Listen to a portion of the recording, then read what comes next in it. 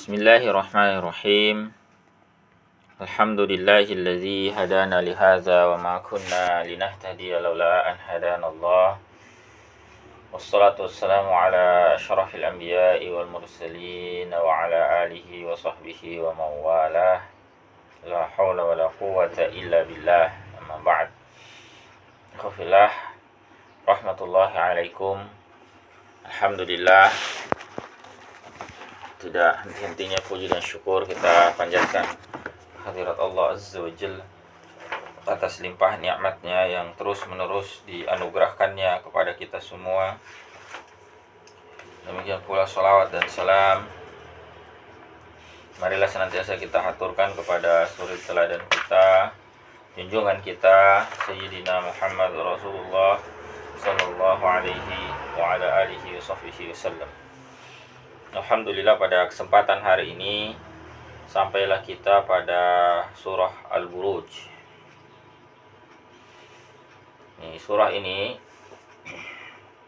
termasuk di antara surah yang disepakati oleh para ulama diturunkan oleh Allah Subhanahu wa taala sebelum hijrahnya Rasulullah sallallahu alaihi wasallam ke Yathrib, atau biasa disebut sebagai surah Makkiyah. Jumlah ayatnya ada 22 ayat ya. Insyaallah kita akan bahas secara bertahap. Pada kesempatan hari ini kita akan melihat ayat-ayat awal ya, 3 ayat yang pertama. Ada beberapa nama yang biasa digunakan untuk menyebut surah ini. Misalnya dalam riwayat Abu Hurairah radhiyallahu anhu, surah ini disebut surah As-Sama' Dzatil Buruj. Ada juga dalam mushaf yang biasa kita gunakan disebut sebagai surah Al-Buruj. Nah, ikhwillah rahimakumullah, kita mulai dari ayatnya yang pertama. A'udzubillahi minasyaitonirrajim. Bismillahirrahmanirrahim. Was-samaa'i dzatil buruj wal yaumil maw'ud wasyahidin wa mashhud. Bagian awal dari surah ini dimulai oleh Allah Subhanahu wa taala dengan beberapa sumpah. Dimulai dengan beberapa sumpah. Sumpah yang pertama yaitu was-samaa'i dzatil buruj, ya. Demi as-sama, ya, atau demi langit yang memiliki al-buruj. Apa maksudnya? Di sini Imam Ibnu Katsir dalam tafsir beliau menyatakan yuqsimullahu bis-samaa'i wa burujiha. Allah Subhanahu wa taala bersumpah demi langit dan buruj. Buruj itu gugusan. Wa hiyan nujumul 'izam, yaitu bintang-bintang yang besar. Itu biasa disebut buruj, itu gugusan bintang. Kemudian pada ayat yang kedua, sumpahnya itu berkaitan dengan hari yang dijanjikan. Wal yaumil maw'ud, demi hari yang dijanjikan. Hari yang dijanjikan ini tidak lain adalah yaumul qiyamah. Dan tidak ada perbedaan pendapat di kalangan ulama tentang perkara ini. Artinya mereka semua, ya, sebagaimana penuturan Ibnu Athiyah, itu sepakat bahwa awal yaumil maw'ud yang dimaksud di dalam ayat ini huwa yaumul qiyamah bittifaq. Ini disepakati, tidak ada perbedaan pendapat ya, di kalangan mereka tentang makna al-maw'ud di sini. Tidak lain adalah al-yaumil maw'ud adalah yaumul qiyamah. Kemudian sumpah yang ketiga itu adalah wasyahidi wa mashhud, demi yang menyaksikan dan disaksikan. Kita di sini menggunakan uraian yang dikemukakan oleh As-Sa'di ya, dalam kitab beliau Taysirul Karimir Rahmani fi Tafsiri Kalamil Mannan, bahwa ayat ini, ayat ketiga ini, syahid dan masyhud itu maksudnya adalah wa syamala hadza kullaman ittasafa bihadzal wasf. Ungkapan syahid dan masyhud di sini mencakup semua yang memiliki predikat tersebut. Semuanya ya. Tidak tertentu. Karena ini menggunakan redaksi nakirah kalau dalam bahasa Arab. Jadi bentuk tanwin semacam ini nakirah, berarti dia tidak tertentu. Apa saja, yang penting dia bisa menyaksikan dan disaksikan. Ai mubsirin wa mubsar, yang menyaksikan dan yang dilihat dan dilihat, atau yang disaksikan ya, dan yang menyaksikan dan disaksikan. Wa hadir, yang hadir ya, wa mahdur, dan yang dihadiri. Kemudian wara'in wa mar'i, yang melihat dan juga yang dilihat. Artinya siapa sih?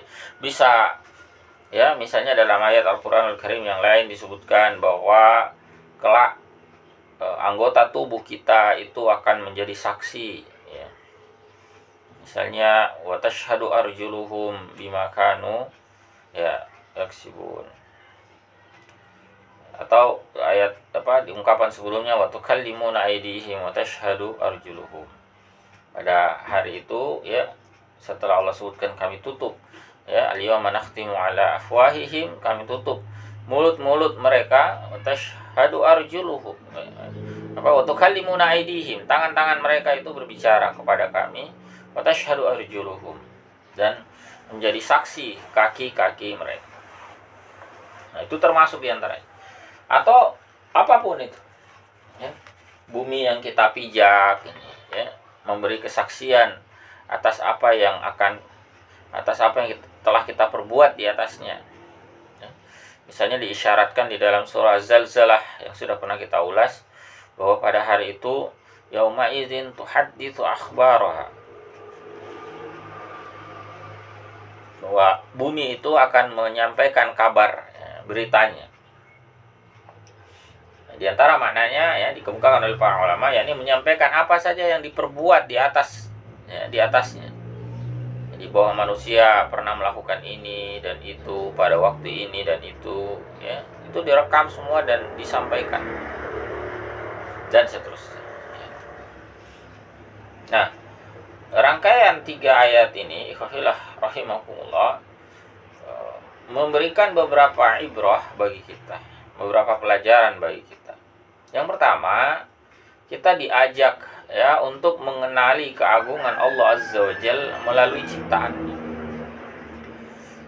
Objek atau apa yang Allah gunakan untuk bersumpah tadi itu semuanya adalah makhluk ciptaannya, yang kita itu bisa mengambil ibrah ya, mengenali keagungan Allah Subhanahu wa taala melalui hal-hal tersebut. Yang pertama tadi tentang langit ya, dengan gugusan bintang gemintangnya yang sedemikian banyak ya, yang sampai sekarang pun manusia tidak mengetahui sampai di mana batas luas langit itu ya, batas langit saja itu belum ketahuan sampai sekarang. Apa yang disebut sebagai batas sekarang ini hanyalah batas pengamatan, artinya sejauh yang bisa diamati oleh manusia. Itu saja sudah sedemikian jauh ya, tapi belum ketemu batas ya. Kemudian juga yang kedua, kita juga semakin ditekankan untuk meyakini keniscayaan hari kiamat ya. Bahkan untuk diantara bentuk penegasannya ini, Allah Subhanahu wa taala bersumpah dengannya, wal yaumil ma'ud, pada ayat tadi. Lalu yang ketiga, rangkaian ayat ini juga mengarahkan kita untuk memiliki muraqabatullah ya. Satu sikap di mana seseorang itu selalu merasakan adanya pengawasan dari Allah Subhanahu wa taala. Dimanapun dia berada, kapanpun dia berada, dia selalu merasakan pengawasan. Sehingga dia tidak mudah terjerumus ke dalam perbuatan maksiat, dan sebaliknya juga dia tidak meremehkan amal-amal soleh sekecil apapun. Nah, karena dia merasa betul-betul Allah Subhanahu wa Ta'ala senantiasa mengawasinya. Dan inilah yang disyaratkan oleh Rasulullah Shallallahu Alaihi Wasallam dalam hadis ya beliau yang sangat terkenal, ya hadis yang cukup panjang yang diriwayatkan oleh Imam Muslim. Ini salah satu isi dialog Nabi Shallallahu Alaihi Wasallam dengan Jibril alaihi salam. Jibril pernah bertanya kepada Nabi Shallallahu Alaihi Wasallam itu tentang al-ihsan. Apa itu al-ihsan? Atau fa'akhbirni 'anil ihsan, ya. Kabarkan kepadaku, kata Jibril, tentang al-ihsan. Apa itu al-ihsan? Lalu Nabi Shallallahu Alaihi Wasallam menjelaskan, anta'budallaha ka'annaka tarah. Engkau beribadah kepada Allah seakan engkau melihatnya. Fa illam takun tarah. Jika engkau tidak melihatnya, ya, dan memang kita tidak dapat melihat Allah Azza wa Jalla ya dalam kehidupan dunia ini secara langsung, maka fa innahu yarak. Sesungguhnya dia, yakni Allah Subhanahu wa Ta'ala, melihat. Nah, inilah yang kemudian membuat seorang mukmin itu senantiasa mawas diri, ya, tidak mudah dia tertipu oleh bujuk rayu syaitan, ya. Karena dia terus merasa diawasi oleh Allah Subhanahu wa Ta'ala. Dan ini juga selaras dengan perintah Nabi Shallallahu Alaihi Wasallam untuk kita selalu bertakwa kepada Allah. Ittaqillaha haitsuma kunt. Kapanpun, dimanapun engkau berada. Ya.